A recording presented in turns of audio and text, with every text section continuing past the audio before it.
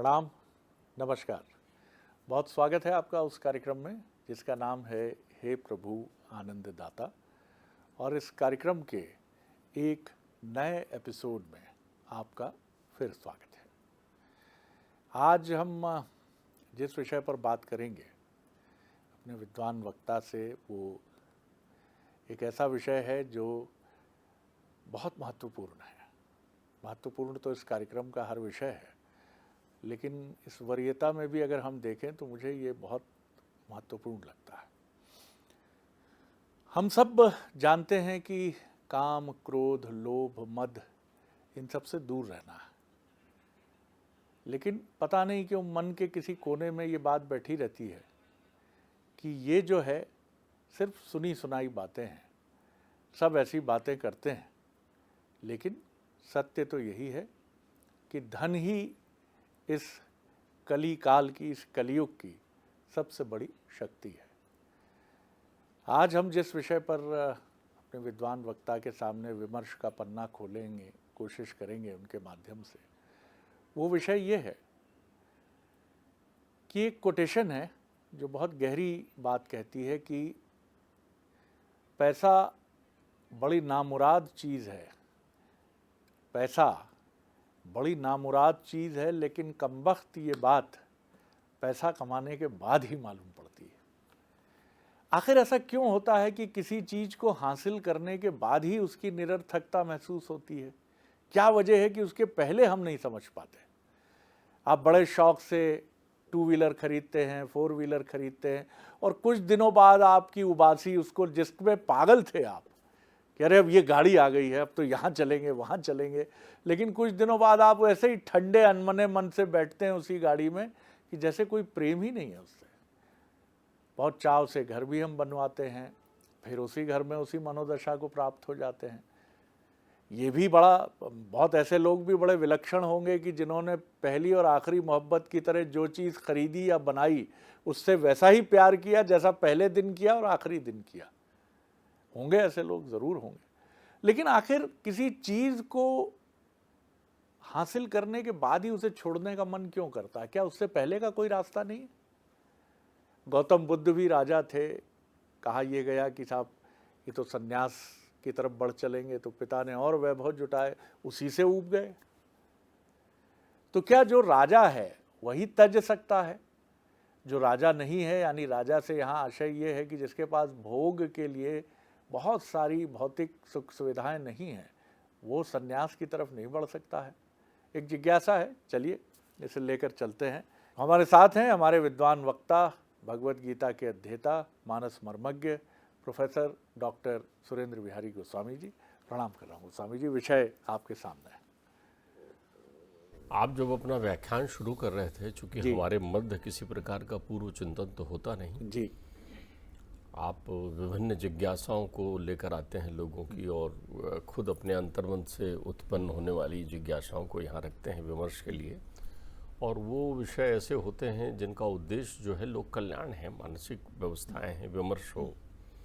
तो आज जब आप कह रहे थे कि ये विषय सभी विषयों से कुछ अलग होगा, तो मैं थोड़ा ठिठका कि आज किस विषय पर चर्चा करना है। लेकिन आपने वास्तव में आज संसार की सर्वोपयुक्त विषय सामग्री पर चिंतन करने की बात की है जी। इसमें थोड़ा संशोधन कर देते हैं।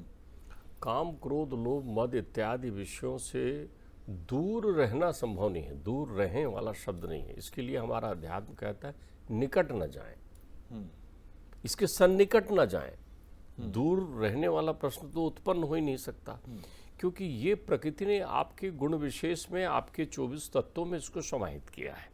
आपकी इंद्रियां, आपकी ज्ञानेंद्रियां, आपके जो विषय हैं, आपकी जो तन्मात्राएं हैं, ये सब आपका अंग है। शब्द, स्पर्श, रूप, रस, गंध है। तो ये संसार में यदि है तो इस शरीर की विशेषताओं में शामिल है जी। तो काम इस शरीर की सुंदर विशेषता है, क्रोध इस शरीर की सुंदर विशेषता है, लोभ इस शरीर का मुकुटमणि है। ध्यान रखिएगा, द्वेष इस शरीर की शोभा है, वो चमकता है द्वेष दूर से। द्वेषी आदमी उस जलन में रहता है ना, तो अग्नि की तरह चमक उसकी दिखाई पड़ते रहती हो द्वेष की प्रक्रियाएं। तो इन अवगुणों से दूर रहना संभव नहीं है। इन अवगुणों में सामंजस्य कैसे स्थापित करें, ये संभव है। दूसरा, आप ये समझिए, आपने कहा था कि क्या राजा ही त्याग कर सकता है, तो इसका उत्तर है हाँ, राजा ही त्याग कर सकता है, क्योंकि हमारे शरीर का राजा है आत्मा। आत्मा त्वम गिरजामति, परमेश्वर आत्मा के रूप में इस शरीर में विद्यमान है। आत्मा ही परमात्मा का अंश है, वही इस शरीर में साक्षी भाव से विद्यमान है। तो वो तो सबको त्यागता है, वो अकर्ता है, वो कुछ नहीं करता, वो अविनाशी है, वो अखंड है, वो देखता है। किसको देखता है? तो शब्द उत्पन्न होता है साक्षी भाव से, वो जीव को देखता है। परमात्मा है, वो आत्मा रूपी जो जीव क्यों हो जाता है? क्योंकि जैसी माया का आवरण आता है तो जीव हो जाता है। अब इस जीवन में उद्यम करने के लिए बहुत आवश्यकता है। एक बहुत बड़े व्यापारी ने के यहाँ मुझे भोजन पर आमंत्रित किया, बड़े उद्योगपति थे, मेरे आत्मीय मित्र थे। मैं उनकी वैचारिक क्रांति से बड़ा प्रभावित रहता था। उनकी जो संसार में रहने की व्यवस्था थी वो मैंने जल में कमल की तरह देखी थी। वो बड़े विरक्त भाव से थे और संसार में सबसे ऐसे बहुत सारे पराक्रमी लोग हैं जिनको मैं कहूँ कि जैसे ब्रह्मलीन रतन टाटा जी। बिल्कुल यही नाम, मेरे ख्याल से आपके दिमाग में भी वही बात आ रही थी। आज के युग में समझाने के लिए यही पर्याप्त था, ऐसे नाम ही पर्याप्त है कि वो ब्रह्मलीन हो गए तो वो कमल के पत्ते की तरह रहते थे। तो मैं उनके यहाँ जब भोजन करने बैठा तो इतनी ऐसी थाली परोसी गई जिसकी कटोरियाँ गिनते हुए मैं थक गया। इतनी सारी कटोरियों में व्यंजन थे, बड़ा सुंदर दिव्य आसन था और बैठा हुआ। मैंने देखा मेरी थाली आई है, उनकी नहीं, तो उनने कहा नहीं आ रही है। अब उनकी थाली आई तो उसमें एक ही कटोरी थी जिसमें दाल का पानी था और उसके साथ सूखी रोटी थी, उसके भी छिलके थे, फलके बोलते हैं वो लोग, कुछ तो भी ऐसा था, तो वो था।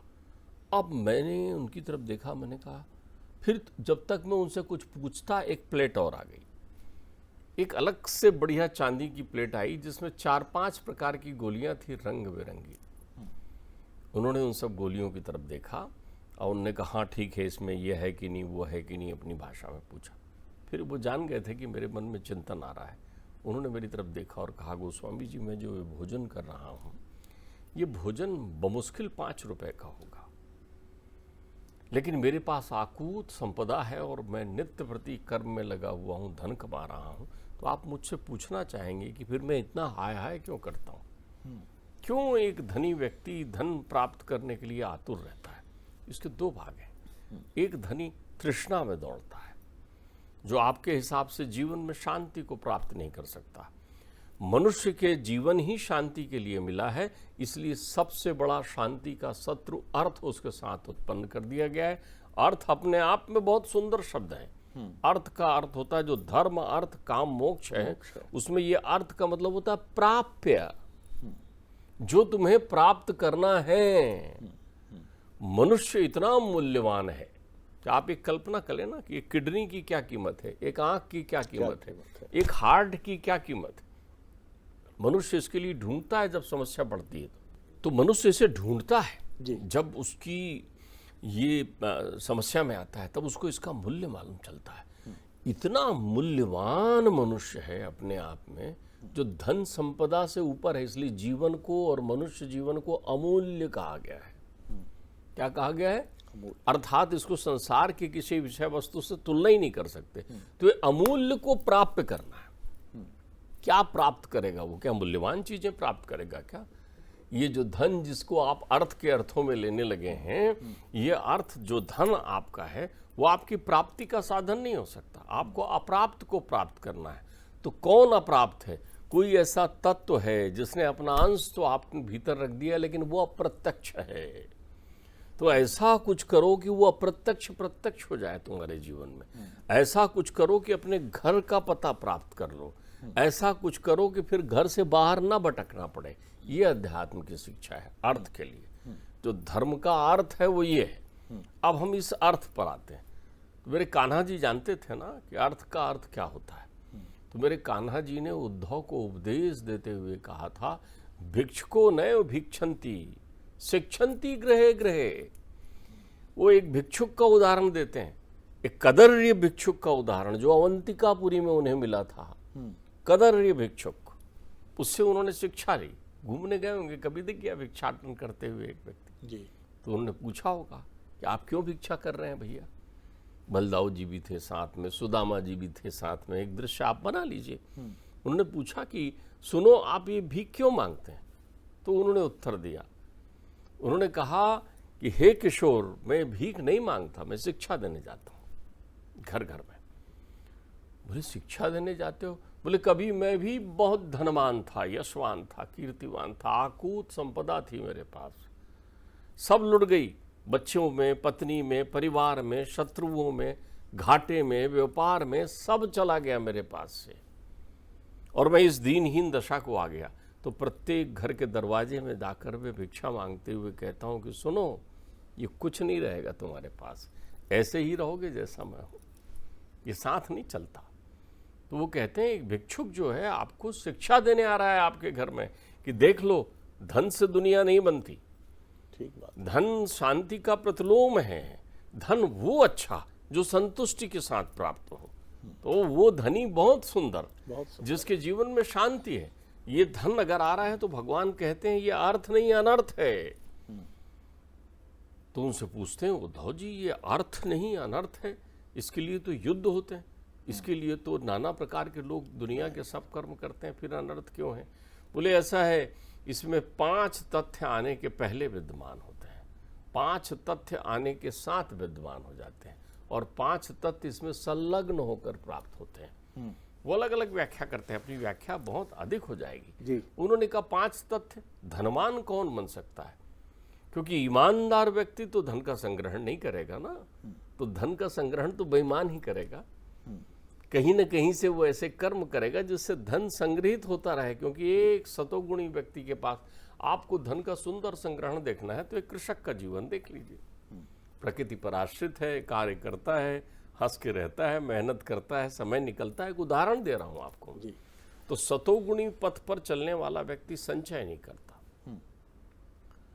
वो ये इस माया से दूर रहता है। तो आपने संचय की वृत्ति ले आई तो तृष्णा आपको मिल गई। तो उन्होंने कहा सबसे पहले आपके जीवन में तृष्णा का आगमन हो जाता है, एकदम बेचैन कर देगा आपको, आने के अधीर कर देगा, कैसे मिले, फिर आपको स्वार्थी कर देगा, लोलुप कर देगा वो आपको कि कहाँ से प्राप्त करूं धन। जैसे इच्छा हुई घर बनाना है तो आपको लगेगा क्या कर दूं कि मेरा घर बन जाए। कर्म अकर्म का भेद खत्म कर देगा, पाप पुण्य खत्म कर देगा। तो इन अवगुणों के साथ जब धन को आप प्राप्त करते हैं और आने के साथ वह अहंकार लेकर आता है आपके पास, जीवन का सबसे बड़ा शत्रु, तब आप अपने आप को स्वयंभू मानने लगते हैं। आपको लगता है मैं इससे बोल के ये करा दूंगा, उससे बोल के ये कर दूंगा, वहां की चीजें ये कर दूंगा, प्रदर्शन करने लगते हैं आप। आपका आचरण भ्रष्ट हो जाता है, आप मर्यादाओं का हनन करने लगते हैं, आप हिंसक हो जाते हैं। ठीक बात है। आप में ये प्रवृत्ति आ जाएगी, हिंसा की प्रवृत्ति आ जाएगी। तो कहीं ना कहीं आप ये भी संकेत कर रहे हैं कि जैसे कमल जो है कीचड़ में रहते हुए भी से ऊपर खिलता है, ऐसे धनार्जन और प्रसिद्धि कीर्ति खूब हासिल की जाए, लेकिन रतन टाटा जी जैसे अद्भुत व्यक्तित्व की तरह अटैचमेंट के साथ डिटैचमेंट को भी साधा जाए। देखिए इसमें 2 उदाहरण मैं आपको दूंगा। ये तो आपने वर्तमान की प्रक्रिया की, पुराणगत 2 उदाहरण देखिए। राजा जनक के पास त्रिलोक की संपदा है, शिव जी अपना धनुष भी रख जाते हैं, विदेह रख लो, लेकिन वो विदेह है, त्रिलोक की संपदा है, देह में रहते हुए भी विदेह है। उन्होंने देखो, उनने विवाह में जितना दान किया उस दान का वर्णन है वाल्मीकि रामायण में। क्या क्या दिया, कितनी गौएं, कितनी मणियां, कितने हीरे जवाहरात, कितनी मुद्राएं, कितनी जमीन, कितने अश्व गज, सब का वर्णन है, इतना दिया। उनके यहाँ हमेशा धर्म कार्य इत्यादि इत्यादि चलते रहते हैं। राजा जनक का किसी के साथ युद्ध नहीं हुआ, क्यों? वो छीनने नहीं गए। आपने देखा होगा भारत की परंपरा है, ये आर्यावर्त की परंपरा है, ये भारत की अतीत से चली आ रही परंपरा है। भारत किसी पर भी कभी स्वयं आक्रमण नहीं करता, क्योंकि भारत की संस्कृति में यह है कि हमें प्राप्त करना है, हमें छीनना नहीं है, पुरुषार्थ करना है। अपने आप पुरुषार्थी होते हैं। आप एक उदाहरण बता दो कि भारत ने कभी भी किसी पर आक्रमण किया हो इतिहास से अब तक? राजा पुरु नहीं गए आक्रमण करने के लिए, और हमारे यहां से जो गए उन्होंने धर्म ध्वज की पताका फैलाई। हमारे यहाँ से गए, सूर्यवर्मन गए, वो अंकोर वट में देखिए कितना बड़ा मंदिर बना दिया है कि आज तक उससे बड़ा कोई मंदिर नहीं है। कंबोडिया में देखिए आप, जगह जगह मंदिर बनाए। बौद्ध धर्म के प्रचार प्रसार के लिए लोग गए, उन्होंने लोगों को शांति की शिक्षा दी। धन था उनके पास, धन को एक तिरस्कार भाव से छोड़ा। तो आप एक चिंतन दिमाग में बिल्कुल सुस्पष्ट रख लीजिए कि विदेह है, उनका जीवन अपने आप में देख लीजिए। एक हमारे यहाँ धृतराष्ट्र हैं, एक हमारे यहाँ रावण है। रावण के पास जीवन में क्या, अरे त्रिलोकपति हैं आप, त्रिलोकपति, तीनों लोक की संपदा है वहां, सारे देवी देवता खड़े हुए हैं वहां पर। आपने मंदराचल को उठा लिया है, आपने शिव को प्रसन्न कर लिया है, आपके पास सोने की नगरी है। रावण के तो बाण भी, उनके सैनिक जो बाण चलाते थे वो रात के अंधेरे में इसलिए दिखाई पड़ने लगते थे कि उनके पीछे में सोने के बने हुए वो पुच्छ लगे हुए होते थे, चमकते थे। उनके हाथी, घोड़ा, गधे, वंशज जितने भी वो लेकर आते थे सब के सब स्वर्ण मंडित होते थे, सोने से सजाया गया होता था। इतना धन था उनके पास, किस बात की कमी थी।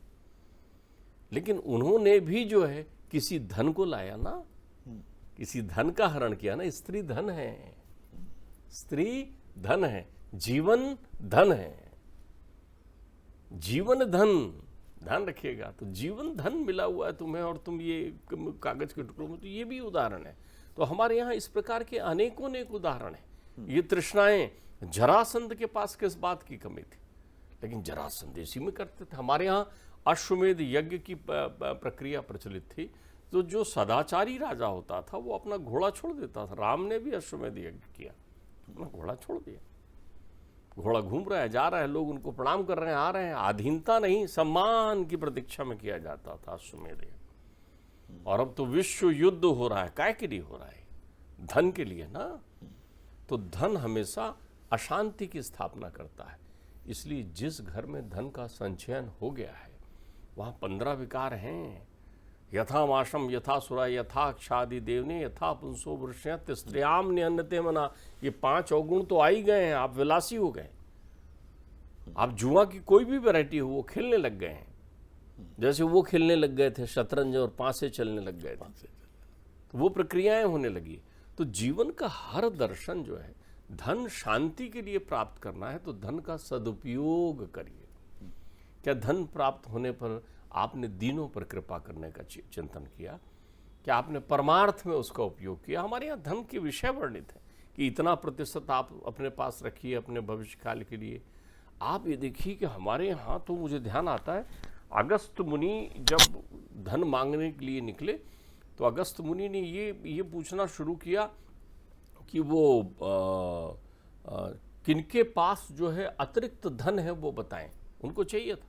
लोपामुद्रा ने उनसे निवेदन किया था, उनकी धर्मपत्नी ने, कि एक सुंदर आप मेरे लिए संसार बनाइए, मैं राजकुमारी होकर आई हूँ कहीं से। तो उन्होंने कहा मेरे पास तो धन नहीं है। त्रिलोक उत्पन्न कर सकते हैं अपने तप के फल से, लेकिन वो उनका धन नहीं है। उन्होंने कहा ये मेरा धन नहीं, ये तो तपोधन है, परमात्मा के द्वारा दिया हुआ फलश्रुति है मेरे पास, सिद्धि है मेरे पास, इसका उपयोग मैं सदाचार के लिए करूंगा। लोगों के लिए करते हैं, कृपा बरसाते हैं ऋषि, लेकिन स्वयं के लिए नहीं करते। वशिष्ठ जिनके पास कामधेनु हैं, वो कामधेनु से रोज चाहे तो त्रिलोक की संपत्ति मांग सकते थे, लेकिन कामधेनु की वो गो सेवा कर रहे हैं और गोदोहन करके और घर चला रहे हैं और रहे हुए ही रहे राजाश्रय में जैसा रहते हैं गुरु जी वैसा। धन है ना, उसी धन के लिए तो विश्वामित्र लड़े उनके साथ में जाकर के, और इतना लड़े कि ये कामधेनु हमें दे दो। लेकिन कामधेनु, उन्होंने कहा भाई आप राजा हैं, वो अपनी जगह है, लेकिन ये मेरी गौ माता है, मैं माँ को कैसे दे सकता हूँ? धन पर्याय नहीं है वहाँ पर। तो धन सदैव अशांति का कारक है आपके जीवन में। तो वो जब जगह जगह गए तो वहाँ राजाओं ने, महर्षि आए हैं अगस्त जी, अपने हिसाब किताब निकलवाए खजांचियों से, वर्णन है महाभारत में। उन्होंने हिसाब किताब निकाल कर कहा कि नहीं, जनता से प्राप्त किया हुआ कर समुचित रूप से जनता के हित के लिए और इस प्रकार उपयोग करने के बाद राजा को केवल खाने पीने के लिए धन उपलब्ध है, उसके अतिरिक्त राजा के पास धन नहीं है। राजा उससे अधिकारी नहीं था। उन्होंने कहा मेरे पास ऐसा धन नहीं है कि मैं आपको दे सकूं। मैं महल में रहता हूं लेकिन महल बनवा नहीं सकता। लोक कल्याण के लिए मैं बड़ी बड़ी भवन इमारतें और अट्टालिकाएं बना सकता हूं, अपने लिए कुछ नहीं बना सकता। तो आप मुझसे धन मांगने आए, सबने क्षमा मांगी। तब फिर वो किसी असुर के पास गए, जिस असुर के पास माया से एकत्रित की हुई संपत्ति थी, जो जनता से उन्होंने लूटी थी। उन्होंने कहा ये भ्रष्ट धन है, ये उसने जो है ईमानदारी के साथ नहीं प्राप्त किया है। तो उसका वध करते हैं और उस धन का समुचित उपयोग करते हैं, लोगों को देते हैं। तो हमारे यहाँ अर्थ बहुत अच्छा है, आपके पास रहे, लेकिन अर्थ आपको शांत कर रहा है, तब तक अर्थ अनर्थ नहीं है। जिसके आगमन से आप प्रसन्न हैं, जिसके आगमन से आपके पास अहंकार नहीं बढ़ा है, बहुत पैसा है, कमाइए ना। उस व्यक्ति ने मुझे यही कहा भोजन पर कि मैं 5 रुपए का भोजन कर रहा हूँ गोस्वामी जी, लेकिन फिर आप प्रश्न करेंगे कि मैं क्यों प्राप्त कर रहा हूँ? क्योंकि मैं मनुष्य हूँ, उद्यम करने के लिए मैं संसार में आया हूँ, तो मैं श्रेष्ठतम उद्यम कर रहा हूँ ताकि उद्यम की पताका फैले। बहुत सुंदर बात है।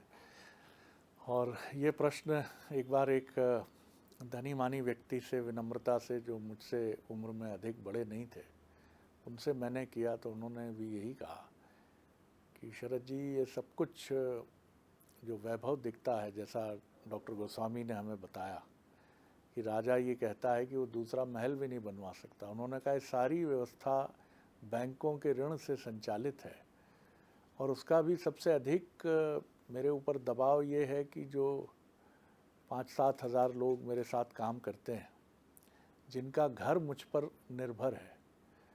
आप बिल्कुल सही कह रहे हैं कि मैं अब किनारे हो सकता हूँ, लेकिन मैं अगर किनारे होकर बैठ गया तो इन 5-7 हज़ार लोगों के घर का चूल्हा संकट में आ जाएगा। तो मेरे ऊपर अब ये भी दायित्व है, मैं एक ऐसे सर्किल में हूँ जहाँ पहिया घुमाने का मुख्य दायित्व तो मेरे पास है, और मुझे ये पहिया निरंतर घुमाना होगा, जिससे उन लोगों के यहाँ भोजन की व्यवस्था और उनके समुचित जीवन यापन की व्यवस्था हो सके। जो लोग इतने कार्यकुशल नहीं हैं कि वो खुद लाखों करोड़ों रुपए की संपत्ति का निर्माण किसी उद्यम के माध्यम से कर सकें। ये एक पवित्र उद्देश्य हो गया। मैं भी सुनकर अचंभित रहा कि जहां हम समझते हैं कि हो सकता है ये अधिकांश धनी मानी लोगों का सच हो कि उनकी चमकती गाड़ियां, उनके घर, उनकी व्यवस्था के पीछे कहीं ना कहीं बैंकों का ऋण हो, और वो एक विशाल साम्राज्य खड़ा करके उसे चलाने के लिए निरंतर प्रयासरत हैं।